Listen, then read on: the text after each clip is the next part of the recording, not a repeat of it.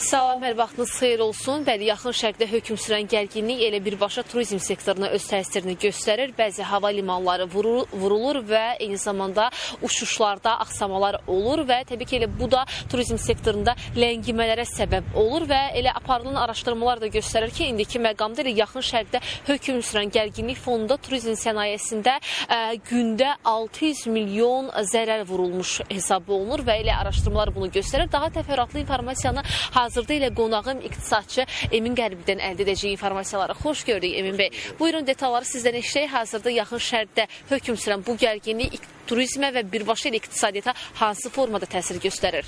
Tamam, düzgün buyurursunuz. Bu bütün dünya iqtisadiyyatına öz təsirini göstərir. Bildiyimiz kimi o bölgədə Hormuz boğazında dünya iqtisadiyyatının 20%-dən yuxarı 25%-ə qədər təxminən enerji mənbələri oradan dövrəyə edir. Bu isə dünya iqtisadiyyatında gələcəkdə uzun müddətdə olarsa böyük fəsadlar yaratmaq imkanı yaradır və bunun zəncirvari də dünya iqtisadiyyatının ayrı-ayrı sahələrində təsir edəcək. Amma turizm sahəsi elə bir sahədir ki, onların tutaq ki, enerjide elə böyük asılılığı olmasa da müəyyən dərəcədə var təbii ki, amma elə də böyük olmağına baxmayaraq çox böyük təsirlər göstərir və bir amilə də nəzərə alaq ki, məhz o bölgənin, ölkələrin əksəriyyəti gəlirlərin mühüm hissəsi məhz turizmdən gəlir.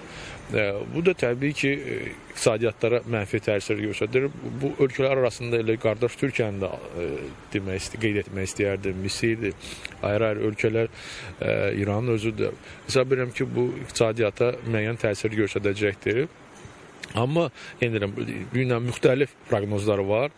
Deyirlər, bu dünya böhranını belə gətirib çıxarda bilər. Yəni ki, dünyanın Golden Sachs beynəlxalq təşkilatın proqnozlarına görə bu yaxın günlərdə benzinin qiyməti, neftin qiyməti $210 qədər artarsa, bu qlobal böhrana gətirib çıxardacaq. Yəni ki, bu ümid edək ki, bu belə uzun müddətli olmaz və o da nəinki dünya iqtisadiyyatına, yəni ki, ayrı-ayrı iqtisadiyyatlara da təsir etməsin. Yəni ki, bəziləri hesab edirlər ki, neftin qiymətinin artması, bəli, bu ayrı-ayrı neft ölkələrinin iqtisadiyyatına müsbət təsirli, xüsusən də Azərbaycanda. İndi baxmayaq ki, turizmdə itirsək də belə, amma neft gəlirləri bizim üçün çox əhəmiyyətlidir. Lakin uzun müddətli dövrdə bu bütün sahələrə qiymətlər artımına gətirib çıxarda bilər.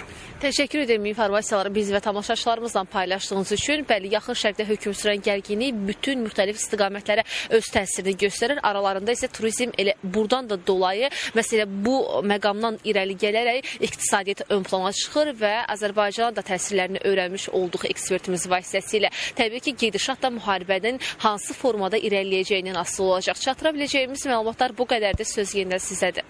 Təşəkkürlər Rəqsanə sənə və müsahibinə təşəkkür edirik ətraflı məlumatlar üçün.